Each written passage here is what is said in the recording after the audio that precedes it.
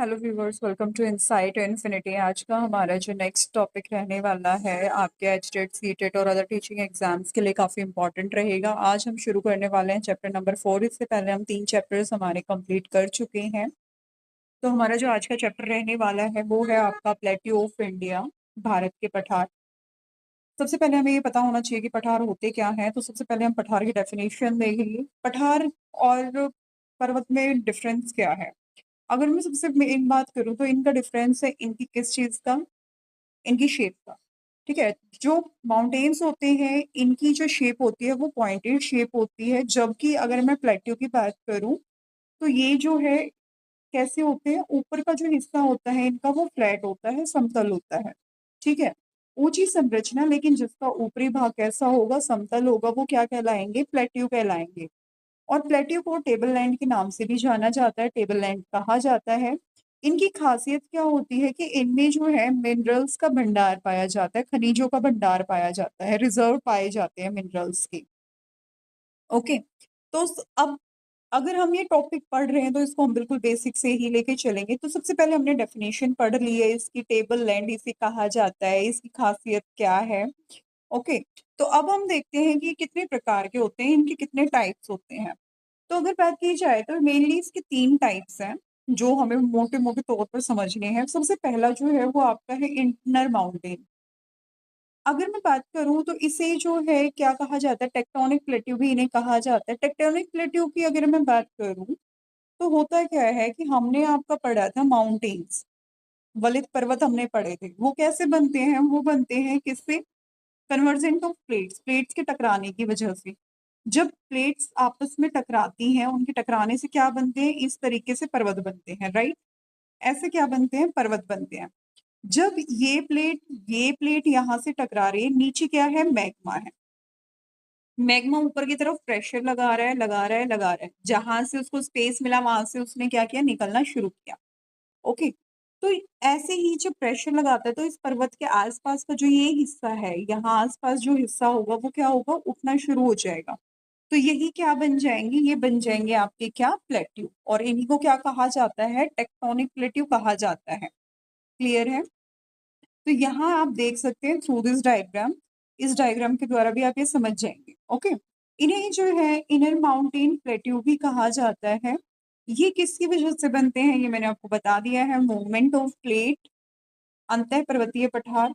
ये अब ऑब्वियस सी बात है, जब ये चीज अगर ये यहाँ बने हैं, कॉमन सेंस वाली बात होगी कि जब ये पर्वत यहाँ बने हैं तो इनके आसपास जो होंगे, यहाँ का साइड का एरिया जो ये पहाड़ों के बीच बने होंगे, तो ये क्या है कि इनर माउंटेन्स जो है वो किससे घिरे हुए होते हैं, पहाड़ों से घिरे होते हैं। ओके, जिस समय पर फोल्डिंग माउंटेन बन रहे होते हैं उसी समय पर जो है आपकी टेक्टोनिक प्लेट्यू भी बनते हैं। अगर इसके एग्जाम्पल की बात की जाए तो लद्दाख प्लेट्यू है इसका एग्जाम्पल, तिब्बत का पठार है इसका एग्जाम्पल, बोलीविया का पठार है जो कि साउथ अमेरिका में है। सेकेंड टाइप जो है वो इसका वो क्या है, वोल्केनिक प्लेट्यू। सेकेंड टाइप क्या है, वोल्केनिक प्लेट्यू। वोल्केनिक प्लेट्यू कैसे बनता है, वोल्केनिक प्लेट्यू जो बनते हैं इन्हें दूसरा किस नाम से जाना जाता है, इन्हें जो है ट्रैप के नाम से भी जाना जाता है। किस नाम से, ट्रैप। क्लियर है। होता क्या है कि जब ज्वालामुखी, कोई भी ज्वालामुखी फूट के बाहर निकलता है, फूटता है, तो होता क्या है कि उसका जो मैग्मा होता है वो इस तरीके से बाहर निकलना शुरू हो जाता है, राइट। जब ये मैग्मा यहाँ से बाहर निकल रहा होता है तो इस मैग्मा की वजह से जो है ये मैग्मा क्या होता है, बाहर आकर ठंडा हो जाता है और इससे कुछ इस तरीके से यहाँ पर स्ट्रक्चर बन जाता है, सीढ़ी नुमा जो स्ट्रक्चर बनता है, इसी को क्या कहा जाता है, ट्रैप कहा जाता है। सबसे पहले ज्वालामुखी जो है उसका उद्गार होगा और उद्गार होने से यहाँ पर क्या, कौन सी रॉक, बेसाल्ट रॉक बनती है और ये बेसाल्ट रॉक से ही हमें क्या मिलती है, ब्लैक सॉइल मिलती है। ओके, और अगर बात की जाए तो ब्लैक सॉइल किसके आसपास मिलेगी, ज्वालामुखी के आसपास। ज्वालामुखी पठार जो है ये, इनके आसपास क्या मिलेगी, हमें ब्लैक सॉइल मिलेगी। क्लियर। या फिर आप ये भी बोल सकते हैं कि वोल्केनिक माउंटेन्स जो होते हैं इनके आसपास भी आपको क्या देखने को मिलेगी, ब्लैक सॉइल देखने को मिलेगी। और ब्लैक सॉइल बनी किससे है, बेसाल्ट रॉक से बनी हुई होती है।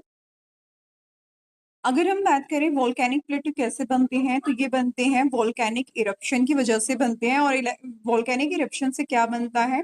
Basalt rock. और बेसाल्ट रॉक से क्या बनती है? Black soil. और ब्लैक सॉइल मेनली किसके लिए जो है उपयोगी है? कपास की खेती के लिए सबसे ज्यादा उपयोगी है।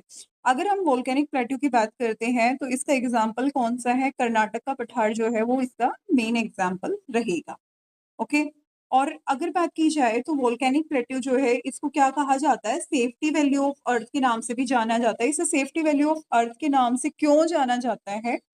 क्योंकि अगर मान लीजिए कि मैग्मा जो है वो अर्थ के बाहर से नहीं, ऐसे वोल्केनो से नहीं निकलेगा बाहर, तो क्या होगा कि एक दिन जो है वो अर्थ पूरी ब्लास्ट हो जाएगी। Is it clear? नेक्स्ट जो हमारा है थर्ड टाइप इसका, वो है आपका डिसेक्टेड प्लेट्यू, यानी कि विच्छेदित पठार। इसका क्या मतलब होता है कि एक ऐसा पठार जिस जो लगातार क्या हो रहा है, जिसका लगातार इरोजन हो रहा है, यानी कि जो इसकी हाइट लगातार कम होती जा रही है, अपर्दन होता जा रहा है, जो लगातार घिस रहा है या टूटता जा रहा है, उसे क्या कहा जाता है? विच्छेदित पठार कहा जाता है। तो सबसे पहले अगर हम किसी की बात कर रहे हैं तो सबसे पहले हम बात करते हैं किसकी? सबसे पहला जो आपका रहेगा वो रहेगा आपका शिलोंग प्लेट्यू, जो कि आपका यहाँ है। शिलोंग प्लेट्यू कहाँ लोकेटेड है? शिलोंग प्लेट्यू है मेघालय में। कहाँ है ये? मेघालय में लोकेटेड है। और ये जो है 3 पहाड़ियों के मिलने से बना है। कौन कौन सी 3 पहाड़ियां? 3 प्लेट्यू कौन कौन से हैं? तो वो 3 प्लेट्यू में सबसे पहला, सॉरी, 3 पहाड़ियां कौन कौन से, 3 हिल कौन कौन से? पहली है गारो हिल, दूसरी है खासी हिल, तीसरी है जयंतिया हिल। ये तीनों की तीनों ही जो है क्या है, आपके मेघालय में पड़ती हैं। और ये जो है क्या बनाती हैं? ये बनाती हैं शिलोंग प्लेट्यू। ओके।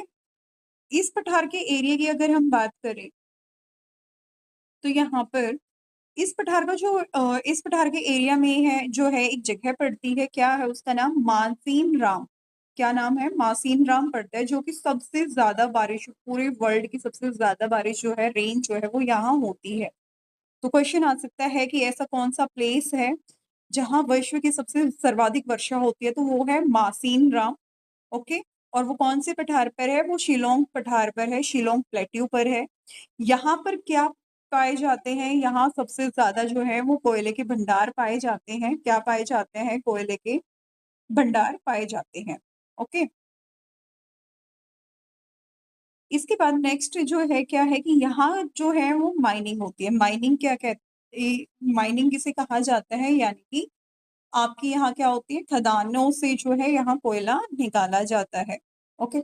और ये जो है इन्हें क्या कहा जाता है? इन्हें रेड हॉल कहते हैं। रेड हॉल माइन इन्हें कहा जाता है, क्योंकि चूहे की तरह जो है, जिस तरीके से चूहा जो है हॉल करता है अर्थ के अंदर, उसी तरीके से जो है यहाँ जो है कोयला निकालने के लिए क्या किया जाता है? होल के टाइप में एक कोयला निकाला जाता है खुदाई करके। इसी का एक्सटेंशन शिलोंग प्लेट्यू की अगर हम बात कर रहे हैं तो शिलोंग प्लेट्यू का ही जो है एक्सटेंशन है कहाँ पे? असम में। ओके। अस यहाँ पर है आपका क्या? कार्बी एलोंग पठार। तो इसी, जब अगर हम बात करें किसकी? शिलोंग प्लेट्यू, जिसका की एक्सटेंशन कहाँ है? असम में। असम में इसे शिलोंग प्लेट्यू के नाम से ना जानकर कार्बी एलोंग पठार के नाम से जाना जाता है। Second name of Shillong plateau Karbi Anglong plateau है। Is it clear? अगर हम बात करते हैं नेक्स्ट, तो वो क्या है? नेक्स्ट सेकंड जो है वो है आपका लद्दाख प्लेट्यू। कौन सा है? लद्दाख प्लेट्यू। ओके। भारत का सबसे ऊंचा पठार है ये। यहाँ पर बारिश सबसे कम होती है। लद्दाख प्लेट्यू जो है यहाँ क्या है? ये भारत का सबसे ऊंचा पठार है। यहाँ बारिश सबसे कम होती है, वर्षा सबसे कम होती है। क्यों? क्योंकि जब मॉनसून जो है वो यहाँ से बे ऑफ बंगाल से होता हुआ, बंगाल की खाड़ी से होता हुआ जब ऊपर तक पहुंचता है यहाँ तक, तो मौसम की जो इंटेंसिटी होती है वो क्या हो जाती है? घटती चली जाती है, कम होती चली जाती है। और इसीलिए जो है लद्दाख प्लेट्यू पे यहाँ जो है बारिश कम होती है। क्लियर? नेक्स्ट अगर हम बात कर रहे हैं तो नेक्स्ट जो है वो है आपका छोटा नागपुर का पठार। कौन सा है? छोटा नागपुर का पठार, जो कि आपको यहाँ देखने को मिलेगा। ठीक है। छोटा नागपुर का पठार और शिलोंग के पठार के बीच में यहाँ जो है ये गैप है, जिसे क्या कहा जाता है? मालदा गैप। क्या कहा जाता है? मालदा गैप कहा जाता है। ओके। और छोटा नागपुर का पठार और शिलोंग के पठार प्लेटो को जो है एक ही माना जाता है, लेकिन इनके बीच में जो ये गैप है, इसी गैप को क्या कहा गया है? मालदा गैप। और इसी वजह से जो है ये मालदा गैप ही इनको क्या करता है? अलग करने का काम करता है। और इस गैप, इस जमीन के धंसने से ही, यहाँ धंसने से ही ये दो पठार जो है वो बने हैं। क्लियर?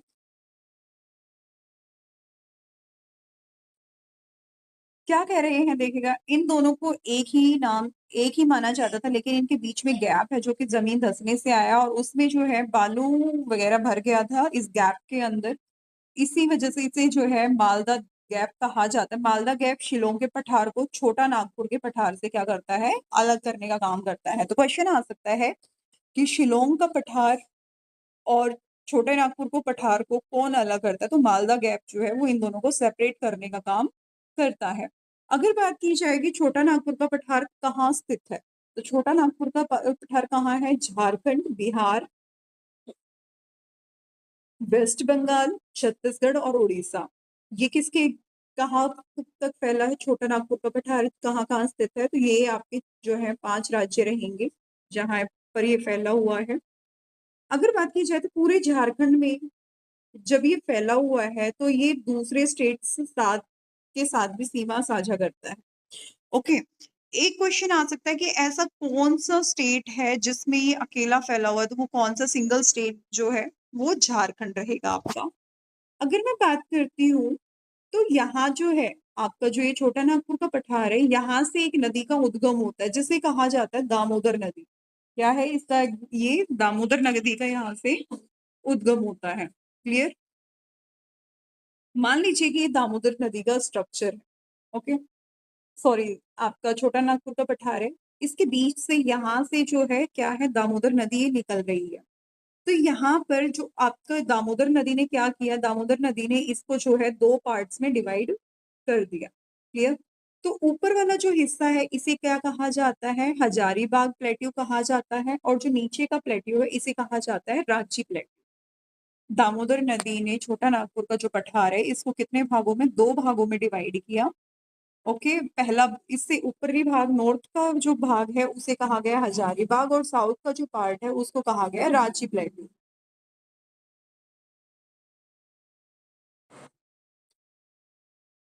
दामोदर नदी के क्षेत्र को दामोदर घाटी भी कहा जाता है। क्या कहा जाता है? दामोदर नदी के क्षेत्र को दामोदर घाटी कहा जाता है। इसमें पूरे भारत में सबसे ज्यादा मिनरल्स देखने को मिलते हैं। ओके। और इसीलिए इसे जो है रूवर स्टेट भी कहा जाता है। भारत का रूर प्रदेश भी इसे कहा जाता है। रूर क्या है? ये एक जर्मनी की जगह थी जिसके नाम पर इसका नाम है। यहाँ पर कोयला, लो अयर्स, मैग्नीज, बॉक्साइट, ये सब पाए जाते हैं। ये सारे मिनरल्स यहाँ पर पाए जाते हैं। नेक्स्ट अगर हम बात करते हैं तो नेक्स्ट है दक्कन का पठार, दक्कन प्लेट्यू। दक्कन का पठार जो है वो भारत का सबसे ऊंचा पठार है। इसकी शेप जो है वो क्या है? उल्टे ट्रायंगल की शेप है इसकी, उल्टा त्रिभुजाकार है ये। इसका स्लोप जो है वो कैसा है? ईस्टवर्ड है, पूर्व की तरफ स्थित है। ओके। इसके नॉर्थ में क्या है? ताप्ती रिवर, ईस्ट में ईस्टर्न घाट, वेस्ट में वेस्टर्न घाट और साउथ में नीलगिरी पहाड़ियां। आप इसको जो है मैप पर यहाँ समझ लीजिए एक बार। मैं इसको मैप बता देती हूँ। है क्या कि ये देखिएगा, अगर मैं इसकी बात करती हूँ तो इधर जो है यहाँ पड़ता है क्या? ईस्टर्न घाट। इधर है वेस्टर्न घाट। यहाँ पर है नीलगिरी की पहाड़ियां। क्लियर? यहाँ क्या है? नीलगिरी की पहाड़ियां हैं। और यहाँ जो है, यहाँ से कौन सी नदी निकलती है? ताप्ती रिवर निकलती है। ओके। यहाँ पर अगर हम बात करते हैं तो ये देखिएगा, इसकी अगर मैं शेप की बात करूँ तो इसकी शेप कैसी है? उल्टे त्रिभुज जैसी है। इसके 3 भाग हैं। पहला भाग है महाराष्ट्र प्लेट्यू, दूसरे को जाना जाता है आंध्र प्लेट्यू के नाम से, तीसरा है कर्नाटक प्लेट्यू के नाम से। क्लियर? ये कितने भागों में? 3। ओके। 3 भागों हैं इसके। कौन कौन से? पहला हो गया महाराष्ट्र प्लेट्यू, दूसरा हो गया आंध्र प्लेट्यू, तीसरा हो गया कर्नाटक प्लेट्यू। इस पठार का जो नॉर्थ पार्ट है ये कौन सा है? महाराष्ट्र प्लेट्यू है। ओके। इसका दूसरा नाम क्या है? दक्कन ट्रैप कहा जाता है महाराष्ट्र प्लेट्यू को। यहाँ पर ब्लैक सॉइल का रिजर्व पाया जाता है, भंडार पाया जाता है। और काली मिट्टी जो है वो किसके लिए है? ये कपास के प्रोडक्शन के लिए ज्यादा प्रसिद्ध है। सेकंड अगर हम बात करते हैं तो वो है आपका आंध्र प्लेट्यू। आंध्र प्लेट्यू की अगर बात करें तो सबसे ज्यादा यहाँ पर धान का उत्पादन होता है। और यहाँ ये जो है किसका क्षेत्र है? कृष्णा और गोदावरी का क्षेत्र है। और यहाँ पर किसका नेचुरल गैस का भंडार पाया जाता है। ओके। आप भूलना नहीं है कि ये जो है ये तीनों किसके पार्ट हैं? ये तीनों हैं किसके? दक्कन प्लेट्यू के पार्ट हैं। कौन कौन सा? Maharashtra plateau, Andhra plateau, Karnataka plateau. अब हम तीसरे की बात करें तो वो है कर्नाटका प्लेट्यू, जो कि बबूधान हील पड़ती है। कर्नाटका प्लेट्यू जो है यहाँ पर क्या पड़ती है? बबूधान हील पड़ती है। और ये किस लिए जानी जाती है? ये लो अयस्क के लिए जानी जाती है। इस पठार के आसपास ऊंचे ऊंचे टीले बने हुए हैं और इन्हें क्या कहा जाता है? मालनाद। क्या कहा जाता है? इसे मालनाद कहा जाता है। और इस मालनाद का मीनिंग क्या है? हाईलैंड। यानी कि इसी ऊंची भूमि पर किसका उत्पादन? कॉफी का उत्पादन किया जाता है। कहाँ पर? मालनाद पर। मालनाद का मतलब क्या है? हाईलैंड। ओके। इसके बाद अगर हम बात करते हैं नेक्स्ट, नेक्स्ट है आपका सेंट्रल हाईलैंड। क्या है? Central highland. सेंट्रल हाईलैंड की अगर हम बात करें तो होता क्या है कि ये देखिएगा, पहले एक बार मैप पर समझते हैं। यहाँ पर क्या है कि ये एक एरिया है, ये अरावली की पहाड़, सॉरी, यहाँ ये अरावली की पहाड़ियां हैं। ये विंध्याचल माउंटेन है यहाँ पर। ये छोटा नागपुर का पठार है। ये वेस्टर्न घाट, ये ईस्टर्न घाट, ये शिलोंग का हो गया। क्लियर? ये सॉरी दक्कन प्लेट्यू हो गया यहाँ पर, यहाँ छोटा नागपुर हो गया। तो होता है क्या कि यहाँ पर इधर प्लेट्यू पर चार भागों में उच्च भूमि जिसे कहा जाता है, हाईलैंड के नाम से जैसे जाना जाता है, ये है मिड में, इंडिया के मिडल में। इसको चार भागों में बांटा गया। पहला है मेवाड़, दूसरा है आपका कौन सा? मालवा, तीसरा है बुंदेलखंड।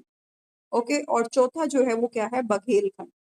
तो सबसे पहले अगर हम बात करते हैं, इसको किस नाम से जाना जाता है? सेंट्रल हाईलैंड के नाम से जाना जाता है, केंद्रीय उच्च भूमि के नाम से इसको जाना जाता है। ठीक है। सेंट्रल हाईलैंड जो है वो किस किस से मिलकर बना हुआ है? वो बना है प्लेट्यू से। कौन से प्लेट्यू? चार प्लेट्यू। कौन कौन से? मेवाड़, मालवा, आपका बुंदेलखंड और आपका बघेलखंड। ये चार हैं जिनसे मिलकर ये बना है। ठीक है।